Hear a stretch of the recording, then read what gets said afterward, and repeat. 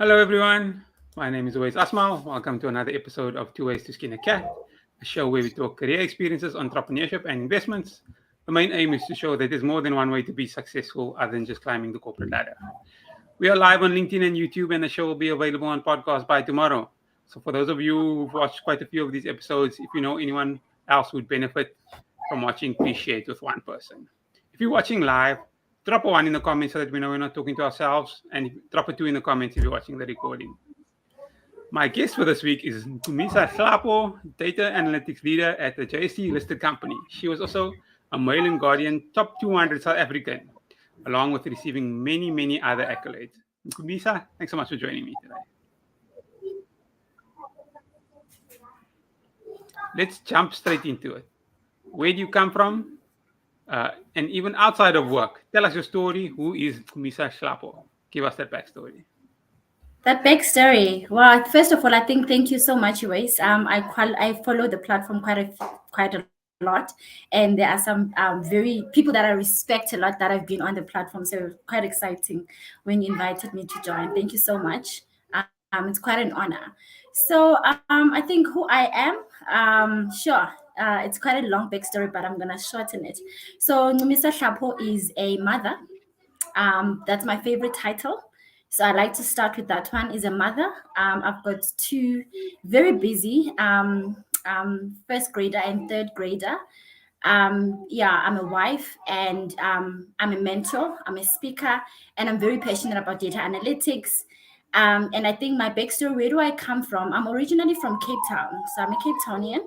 I was born and raised in Kailicha, and I only came to Joburg actually in 2016. This is what happens to women when we get married. Get married and they whisk you away to another city. So this is my 8th year in Johannesburg now. I work in data analytics. I've been in data analytics for all of my career since straight after varsity. I went into business intelligence. So it's been since 2010, if I count my internship. It's about 14 years. Oh my gosh, I'm old. It's about 14 years that I've been in data analytics.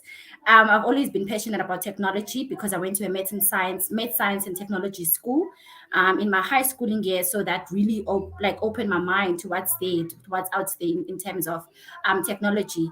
Even though I didn't know about data careers at the moment, I knew I wanted to get into tech. And yeah, so 14 years later, here I am in Johannesburg. I'm a senior manager at Afrocentric for the data analytics team. Nice. And what do you do on the weekends? On the weekends, well, between running after my little ones, being a wife, running errands, I do have quite a few passion projects that I do. Like I said, I'm very passionate about data analytics, right? So I think professionally, I'm fortunate enough to have worked. I think this is my fifth JSE listed company. That I'm working in right now, and they're all industry leaders in their respective fields. So I've worked for the two big retailers in South Africa. I've worked for two major banks, and now I'm in the leading healthcare organization that looks after 3.8 million lives Wow. that are under our care from a medical and private healthcare perspective that we look after. So I mean, I've been fortunate that from the work front that I get to do that, but on weekends, I do a lot of passion projects. I have an organization called Data Consortium. And what I do there is really to garner other professionals and senior executives in the industry and get them to participating in building upcoming workforce within the data and analytics space, because the way in which the industry is rapidly growing, it's testament to the fact that we're going to need more people, we're going to need more talent. And I think with the high unemployment problem that we find ourselves with in South Africa, it's an opportunity for those people to engage with young people and show them that there's a home for them in data analytics. So on weekends, that's what I do, or I read a good book and lay on my Okay. couch. That's great. So, for those of you of the people out there who don't know much about data analytics, can you give us a little bit of a definition for the uninformed? Sure. Data analytics. Oh my gosh, there's so many layman's definitions that I will give, but I think It's the collection and usage of data to inform us about what is happening around us. I think when I speak, especially to non-data people, that's the best way we can describe it. Currently, right, the average person has got two digital devices that they use, right, globally. Now, if you look at the entire population, currently, those digital points, let's say you have a cell phone and a smartwatch, your Apple Watch, those are two data points. Those devices are collecting data at a time. As we speak on this live, we're collecting data. So as you transact on your banking app, that's data being collected. As you filter yourself on your app, as ladies, we like to take pictures and filter ourselves. That's a data collection point. When you interact on Instagram, that's a data collection point. So what I'm trying to say by laboring that point is that everything around us is a data collection point. So data analytics is about collecting all of that data and making sense of it and telling us as humans what is happening at a time. So in healthcare, I tell my organization about what's happening in the healthcare space. I tell them how sick our people are that we're taking care of based on various touch points. I tell them how healthy they are. I tell them you know what I mean? You give them the sense. From a banking perspective, you collect financial data. So even as a person, you are a walking data generator. You can collect your own data and analyze it. And for somebody who maybe wants to join the industry, but they don't know much about it, what competencies should someone have if they want to become part of the data analytics industry? So I mean, there's the formal degrees that people look for when it comes to data analytics. So various people look for different degrees. I think the most common one that you will see in a lot of specs is the statistics one. But I'll put you to at ease. I don't have a statistics degree. I probably wouldn't last a class in statistics. I'll tell you now.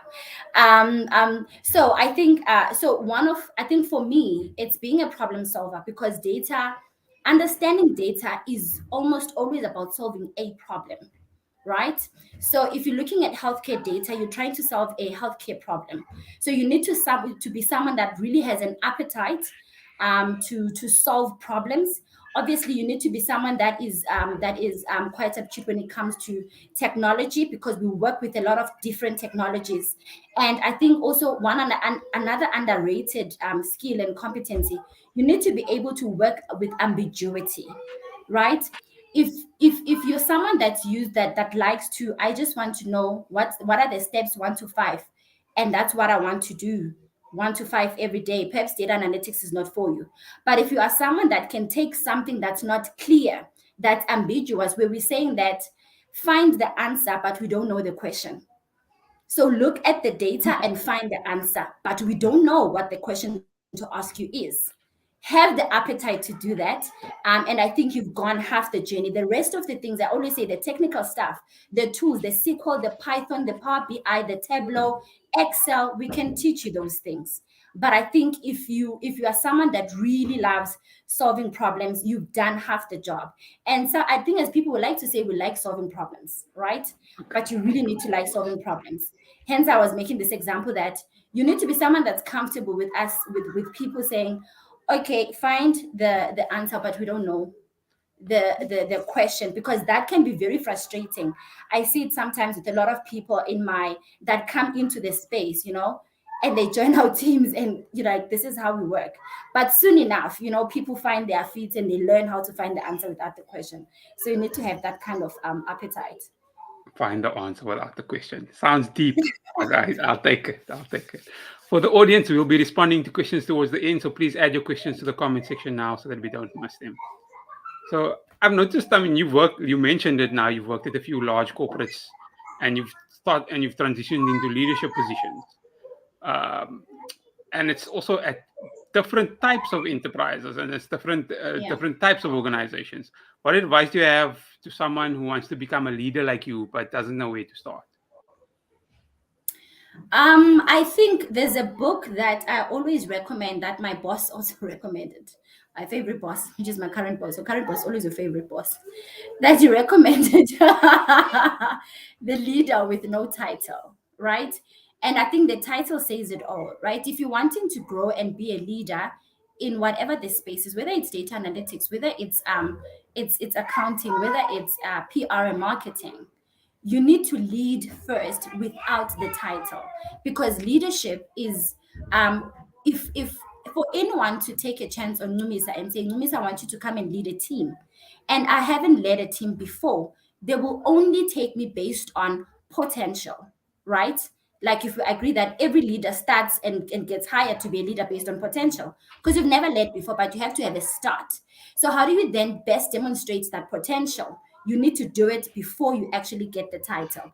And I think that requires a lot of authenticity and honesty with yourself, because it can be a thankless job in the beginning, whereby you're taking initiative, you're raising your hand for things. And I think for the women that are in the audience, you're raising your hand for things. I'm going to lament that, because funny enough, in 2024, we still have women that, take a step back and shy away. You raise your hand, you take the initiative, you speak, and when there's an opportunity, when there's important ears in the room who will then take put the bet on you as a leader, and obviously demonstrates the integrity, the qualities of leadership. So I think it's important to do your research and understand, what does a leader look like in my area of in my discipline? What does a leader look like? What does a leader have? For me, one of the things that I knew is that if I'm going to lead in this space, I need to understand and lead confidently. I need to be able to speak to front facing people that engage with the consumer, with the client, with the CEO, with everyone, right? At the same time, I need to be able to have the technical competencies that happen in the background in order to deliver what we discussed in the front end. So those are some of the things that I then sought to go for in the beginning of my career. And obviously, as time goes, you need to understand what kind of a leader do you want to be. There's a lot of content out there, and then start applying that, developing that, right? Because then you build the self-awareness of knowing that actually, as Ncumisa, I'm strong at raising my hand, but perhaps I'm not strong at leading with action. So, or maybe I'm not strong at selling a vision to subordinates for people to follow. You begin that journey of self-awareness early, and I think that's what then attracts the opportunity for people to then say, what, I will take a bet on Erase because I know I've seen it. And touching again on, I mentioned it before, but I mean, you move from retail companies to banks and now healthcare or investment company. These are very different businesses. How do Yeah. you adapt to those changes? Because I mean, in my mind, it's not easy. You're not doing the same thing that you were doing before. Yeah. Yeah. So I think the nice thing about data is that wherever you go, we are solving the problem without the question. We're literally doing the same thing, right? The methods that you're going to use are the same. It's just that it's a different topic. And for me, I'm someone that gets bored very easily. I don't like to do it the same thing all the time, right? So I suppose that then created tolerance for discovering something new. But if you are going to thrive in data analytics, that is something that you need to develop, right? So for me, I look at it like I'm applying the same methods, the same discipline. If we're talking about data science, data governance, if we're talking about policies when it comes to data, it's the same. Whether you're in healthcare or whether you're in it's the same. So I think that's how I was able to survive, because I made sure that the core principles that I need to understand that make data analytics as a discipline are bedded down. And then in terms of the subject that I'm applying it to, then it really doesn't matter. In fact, it becomes an exciting journey of discovery. I've been with my organization right now, Afrocentric, for 2 years. I'm still learning new terms and acronyms. Okay. Okay. And I mean, in 2022, you were voted Mail and Guardian by Mail and Guardian as one of the top 200 South Africans. How did you become eligible for that? It's through the work. So the theme of that year was South Africans that are shaping the future. Young South Africans that are shaping the future of South Africa.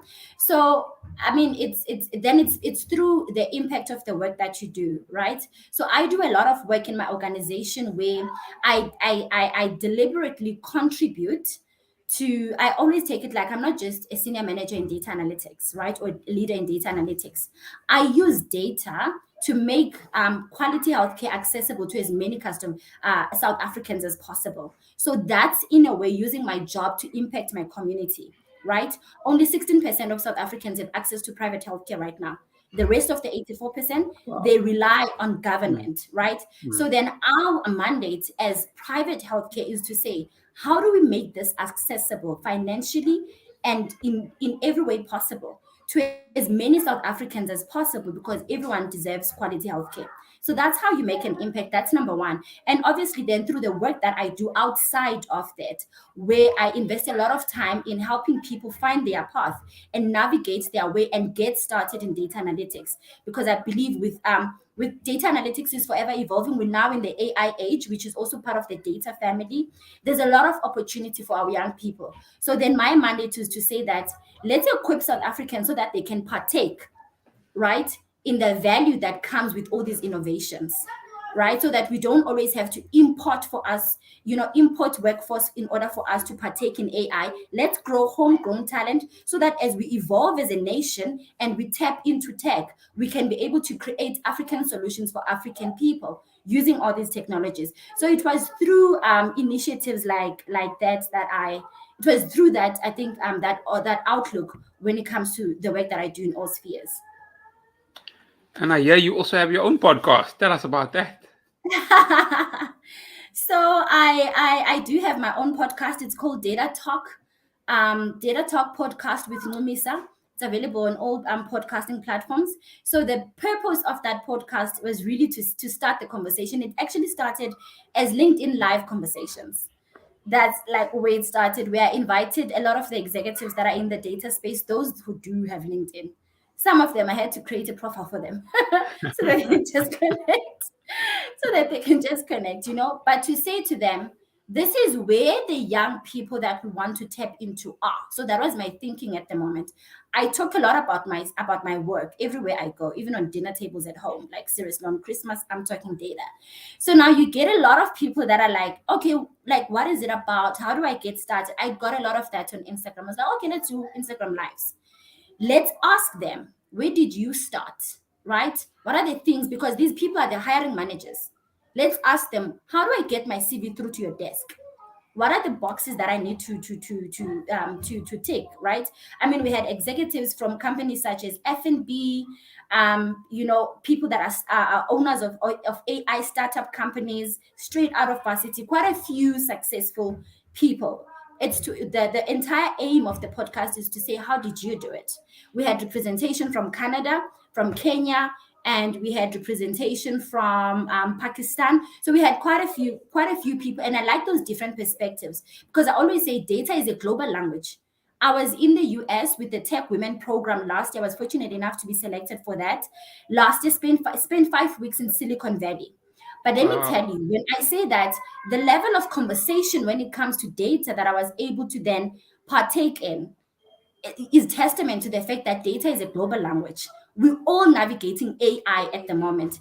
Hence, it was important to bring those people and say, bring the different perspectives from Silicon Valley, from Canada, from Amazon, from these big companies. Tell us, how do we partake in it? Where do I get started? And how do I increase my chances in getting into this data thing? So that's the heart behind the podcast. I want to switch over to, I see there's a question from the audience. We've got a question from Deirdre who says, as a woman in leadership, what is the greatest challenge you encounter and how do you overcome it? Sure. Thank you for that question, right? It requires a bit of vulnerability from me. Not prepared, but so I think as a woman, one of my biggest challenges, right? I'll speak for myself, has been it's two-pronged, right? Showing up as a woman in leadership is not the same as showing up as a man. It's not the same experience, right? It's not the same experience in terms of externally, how you are received and how you're expected to show up and the boxes that you need to tick as a woman. But it's also not, for me, it has also not been the same internally as well, in terms of negative self-beliefs that perhaps come from the fact that we don't have a lot of strong and relatable maybe women that we can access at a time to, like men have plenty, because so for me, that showing up and actually making my voice heard and actually allowing my impact to allowing myself to leave my impact in the room, walk into a boardroom and really say your piece in terms of and you know, garner in your experience, because I know the kind of experience that I have. I've been intentional about building it. But you know, having, for me, it's been showing up and demonstrating that and leaving it on the table and walking out with nothing, you know, that I'm still holding on to, that I didn't leave on the table. And that was obviously because of obvious stereotypes that we know that exist. But I do want to also take responsibility and say there was an element of ownership that I needed to take and say, what are some of the negative self beliefs that I hold about myself as a woman in leadership? And how do I go about addressing them one by one? And it's a messy job. And I've had to go on that journey. It's been an amazing experience. I'm still growing in it, and I'm grateful that I get to be a woman in leadership, because in the South African context, in the African context, in the data space, because I get to discover more of myself that I wouldn't have had I not had to walk in and step up into that role. I think that helps a lot. Before we end off and get thoughts from you, this is one question I like to ask all my guests. What is one piece of advice you would give your younger self? One piece of advice I would give my younger self is trust yourself more. You're doing great. Trust yourself. You are doing great. Simple and sweet. I like it. Any last few words from you, or anything we didn't discuss that you'd like the audience to know? I think any from me, it would be just to say that, you know, the data space is very broad. There's opportunity there. If it's not for you, then it's for your neighbor, it's for your cousin, it's for someone in your sphere of influence. I do believe that as African young and old people, we need to step up to the plane as it's taking off. Historically, as Africans, we've trailed behind. And so, what I want to say is that now is the opportunity for us to be on par with the rest of the world. And this is one field where the ground is level, right? Because we have access to the same kind of resources and everything.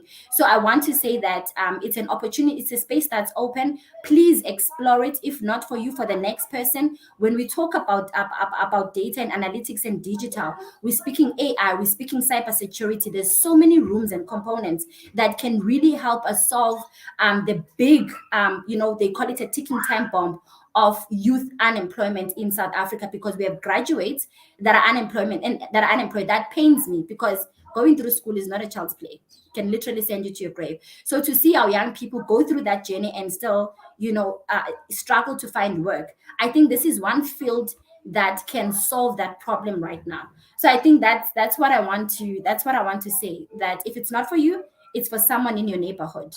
So let's spread the word. Data and analytics and cybersecurity and all these careers, let's engage in that kind of content. Couldn't agree more. I think I interviewed a chartered accountant who also became a data scientist a few months ago. So it's for everyone. For everyone. I think that's a good Yeah. way. That's a good way to end. The show has been live on YouTube and should be available on podcast by tomorrow. If you're watching on YouTube or listening on the podcast and you feel that it's added value, don't forget to like, subscribe, and click on that notification bell to get automatically notified when the next episode comes out. Ncumisa, thank you so much for your time. Thank you. Thank you for having me. It's been fun. Thanks everyone for joining us for another episode of Two Ways to Skin a Cat. Goodbye. Bye.